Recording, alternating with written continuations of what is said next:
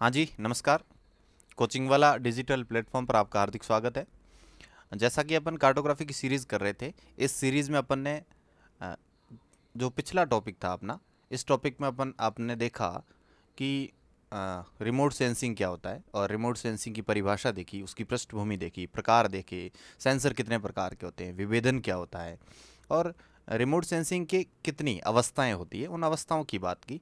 ये तमाम बात करने के बाद अपन ने लास्ट में ये भी देखा कि अगला टॉपिक अपना होगा, ये होगा जीआईएस। अब इससे जुड़ा हुआ टॉपिक है और एक आपके सिलेबस में खास बात ये है कि आपके जितने भी कार्टोग्राफी के पोर्शन दे रखे हैं उन टॉपिक में ऐसे स्पष्टीकरण नहीं है कि कुछ टॉपिक ऐसे है कि मानचित्र वितरण और उनके साथ वाले टॉपिक है, तो प्रकार वाला अलग जगह दे रखा है, फिर वितरण वाला अलग जगह दे रखा है और इस प्रकार से पूरा टॉपिक बिखरा हुआ है। लेकिन उस टॉपिक को जब एक कंपाइल रूप में लेते हैं तो साथ में लेने के साथ इनसे जुड़ा हुआ जैसे टॉपिक है, तो इनसे जुड़े हुए 3-4 टॉपिक है। जैसे रिमोट सेंसिंग का टॉपिक है, उसको बहुत विस्तार में लिख दिया। उसके बाद जीआईएस को कहीं अलग पटक दिया। फिर जो उपग्रह और सैटेलाइट वाला टॉपिक है उसको कहीं और है, उसके साथ जो मोबाइल और इंटरनेट वगैरह वो कुछ ऐसे जोड़े हैं। तो इन टॉपिक को सीरीज़ में पढ़ते हैं तो मैक्सिमम 1 या 1.5 घंटे का मैटर है और अपन इसको अलग अलग छोटे छोटे वीडियोस में बनाएंगे ताकि आपको भी समझने में सहूलियत रहेगी। और इतना बड़ा सिलेबस है नहीं, लेकिन अच्छे से करेंगे और संभावना यही है कि लगभग 80 to 90% 80 से 90% क्वेश्चन को अपने इस वीडियो लेक्चर के माध्यम से कवर करने की पूरी कोशिश रहेगी। ठीक है, अब शुरू करते हैं सीधा टॉपिक को बिना समय ज़ाया किए हुए।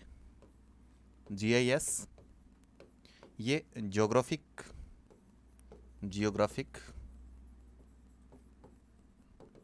जो इंफॉर्मेशन सिस्टम है, information information system information system ये ये इसकी फुल फॉर्म है। कई बार सीधा क्वेश्चन इससे आ जाता है और छोटे लेवल की परीक्षा होती है, उन परीक्षा में कई बार इन जीआईएस की फुल फॉर्म पूछ ली जाती है।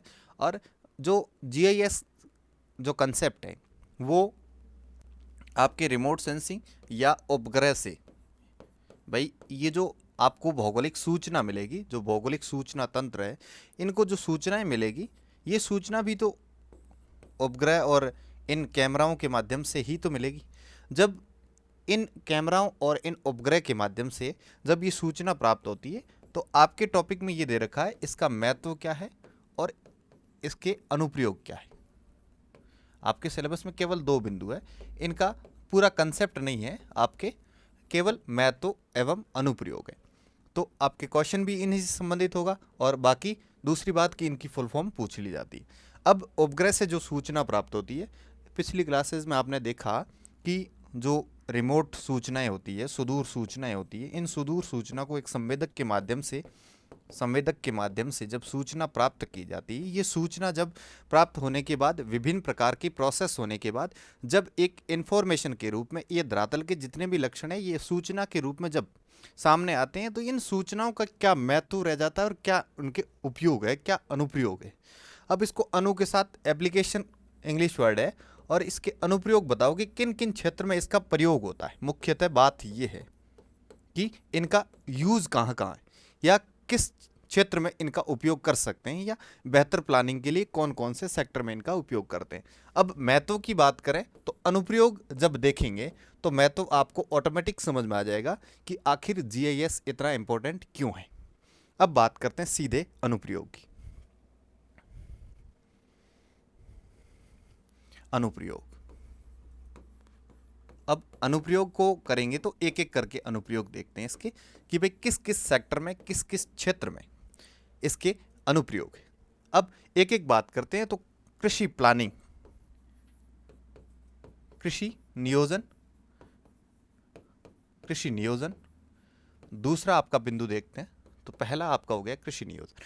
तो कृषि के जितने भी पैटर्न है और कृषि की जो प्रणाली है, इस प्रणाली को बेहतर नियोजित रूप से, प्लानिंग रूप से कैसे करेंगे? इसके लिए सैटेलाइट के माध्यम से जो भूमि है उसको इस प्रकार से डिज़ाइन करना कि भाई इस सेक्टर में ये काम करें, इस सेक्टर में ये काम करें और इस सेक्टर में ये काम करें, ताकि कृषि क्षेत्र में उत्थान हो सके, ये इसका महत्व हो गया।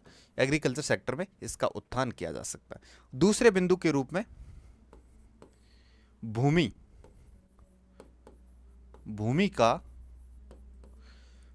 का विश्लेषण या मूल्यांकन, भूमि का विश्लेषण एवं मूल्यांकन। आपके परीक्षा में ऑप्शन भी कुछ इस प्रकार से आएंगे कि भूमि का विश्लेषण, कृषि नियोजन, या और भी जैसे जलवायु विश्लेषण हो गया, इस टाइप के ऑप्शन आएंगे। फिर एक आपको चूज करना है, या आपका जो अंतिम ऑप्शन होगा वो लगभग उपयुक्त सभी होगा, उपयुक्त सभी से संबंधित इस प्रकार से कुछ ऑप्शन होंगे। ठीक है, तो अब दूसरा क्या है कि भूमि का विश्लेषण करना कि कौन कौन सी मृदा और कौन कौन से ऐसे मृदा के पोषक तत्व हैं ताकि इस भूमि में डाले जाए, या कौन कौन से पोषक तत्व इसमें विद्यमान है ताकि इस मृदा को, इस भूमि को उपजाऊ बनाया जा सके। इसका विश्लेषण करना, और कौन कौन सी मृदा पाई जाती है, मृदा के कौन कौन से प्रकार पाए जाते हैं, इन प्रकार का विश्लेषण करके उन्हीं के अकॉर्डिंग फसल और उन्हीं के अकॉर्डिंग वहाँ पर कृषि कार्य किए जाए। अब तीसरा अनुप्रयोग किस सेक्टर में हो सकता है, वो आपका सेक्टर है भूमि या भूजल या भौमजल। भूमि के आंतरिक भाग का जो जल है, जो एक्विफर के रूप में रहता है, और ये भौमजल का जो प्राप्ति क्षेत्र है, इन प्राप्ति क्षेत्र की पहचान करना, प्राप्ति क्षेत्र की पहचान। अब देखिए कि भूमि के आंतरिक भाग का जो जल है, इस भूमि के अंदर कहाँ जल विद्यमान है और किस क्षेत्र में ट्यूबवेल के माध्यम से इस जल को भूमि तक लाया जा सकता है, और किस किस क्षेत्र में ये जल विद्यमान है, इस जल प्राप्ति क्षेत्र का विश्लेषण करके ये चीज़ पहचान की जा सकती है। और चौथा, जल प्रबंधन या भूमि प्रबंधन। भूमि प्रबंधन, अब एक चीज होती है इस प्रबंधन से संबंधित कि भी आपके पास जल विद्यमान है या भूमि विद्यमान है। अब इन संसाधनों का बेहतर प्रबंधन कैसे करें, मैनेजमेंट कैसे करें, इस मैनेजमेंट से संबंधित बात का विश्लेषण करना है। तो इन सैटेलाइट के माध्यम से एक विस्तृत क्षेत्र का इमेज लेकर के उस इमेज पर एक टीम, जो एक्सपर्ट टीम होती है, वो टीम उस पर विश्लेषण करती है, और विश्लेषण के बाद अंतिम निर्णय तक या निष्कर्ष तक पहुंचती है कि इस सेक्टर में कौन कौन सी ऐसी काम किए जाए ताकि इस जल का संरक्षण किया जा सके, प्रबंधन किया जा सके, मैनेजमेंट किया जा सके, और भूमि का मैनेजमेंट। अब दो शब्द आते हैं, एक संरक्षण और एक प्रबंधन। संरक्षण किस चीज़ का होता है, जिस चीज़ की कमी होती है, और प्रबंधन यदि उस चीज़ की विद्यमान है लेकिन उसको कैसे बेहतर तरीके से मैनेजमेंट करें ताकि वो भविष्य के लिए सुरक्षित रह सके। और एक चीज़ होती है कि जिस चीज़ की कमी है और इस टाइप से उसको यूज करें, उपयोग करें, या उन चीज़ों को इस प्रकार से संजोए ताकि संरक्षित रहे।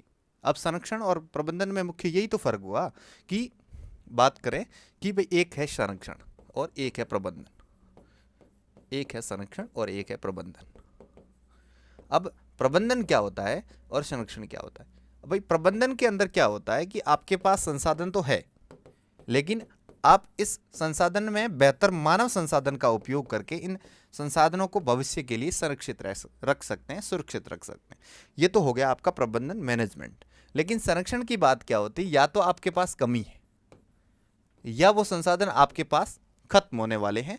ठीक है, तो आप किस फिराक में रहेंगे? आप इस चीज में रहेंगे, या तो जैसे आप जल संसाधन की बात कर लें, जल की बात कर लें, तो इस जल को दो तरीके से, आपके पास अधिक है तो आप प्रबंधन करेंगे कि भाई जल को किस प्रकार से उपयोग करें ताकि भूमि का भी उपजाऊपन बना रहे और भविष्य के लिए भी जल संजो के रख सकें। ठीक है। दूसरी चीज़ है कि आपके पास कमी है तो आप संरक्षण करेंगे। संरक्षण के बहुत सारे तरीके हैं, परंपरागत संरक्षण तरीके, जिसमें परंपरागत और गैर परंपरागत जितने भी तरीके जिनके माध्यम से आप संरक्षित करते हैं, जल संरक्षण करते हैं। और जल संरक्षण का मतलब है कि भाई आप नाडी, अ, कूप, या आप जितने भी टाँका, इन परंपरागत जो तरीके हैं इनके माध्यम से इनको जल को संरक्षित कर सकते हैं। ये तमाम बातें थी। इन अनुप्रयोग की बात करें और इसके साथ आप एक सामान्य जब समझ रखेंगे कि भी कौन सी चीज़ ऐसी हो सकती है कि जीआईएस की इंफॉर्मेशन के अनुप्रयोग में काम आ सकती है। जितने भी आपको प्राकृतिक लक्षण याद आ रहे हैं उन लक्षणों को एक पॉजिटिव अप्रोच के साथ ध्यान रखना कि भाई ये चीज़ एक बेहतर भौगोलिक सूचना तंत्र के रूप में हो सकती है, मैनेजमेंट के रूप में, मूल्यांकन के रूप में, विश्लेषण के रूप में हो सकती। वो तमाम बातें आप पॉजिटिव अप्रोच के साथ रखना और इसकी फुल फॉर्म आप ध्यान रखना। और ये कुछ शब्द है जो कि आपके जनरल जीवन में काम आते हैं, बाकी परीक्षा में डायरेक्ट इनसे संबंधित कोई क्वेश्चन नहीं आता। अब हालांकि आप जब मेंस वगैरह लिखते हैं आरएस, तो उसमें प्रबंधन से संबंधित परिभाषा आती है, वो लोक प्रशासन की है और मैनेजमेंट की है, तो वो उस टाइप में हो जाती है, कोई दिक्कत नहीं। लेकिन ये चीज़ें ध्यान रखना। और इसी के साथ ये क्लास समाप्त करते हैं। Thank you, all the best.